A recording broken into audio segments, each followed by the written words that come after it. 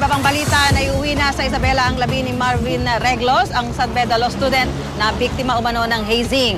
Hustisya ang sigaw ng kanyang mga kaanak at kaibigan. May live report si Maria Bulaklak Ausente. Maria? Yes, Susan, bumuhos na ang luha at suporta ng mga kaanak, kaibigan at halos lahat ng mga kapitbahay ni Marvin Reglos nang iuwi ng kanyang ama, ina at kapatid ang kanyang labi sa kanilang bahay sa Barangay Caligyan, Burgos, Isabela, bandang tanghali kanina. Ang pilit nagpapakatatag ng ina ni Marvin na si Mirna, humugot ng suporta mula sa mga kaanak. Hustisya ang sigaw nila. Ayon kay Lorvie na kababatang kapatid ni Marvin, namimiss niya ang usapan at lambingan nila ng kanyang kuya. Ang bunso naman na si Myril Pauline, 13 anyos, humahagulgol habang nagbibigay ng mensahe sa kanyang kuya. Ayon sa ina ni Marvin na umuwi mula sa South Korea, araw-araw niyang kausap sa telepono ang anak. Tiniis daw niyang malayo sa pamilya upang matustusan ang pag-aaral ng abogasya ni Marvin. Kung nagkataon, si Marvin ang magiging unang abogado sa pamilya. Pero ngayon wala na raw dahilan upang bumalik pa siya sa ibang bansa. Tututukan na lang daw niya ang dalawa pang natitirang anak.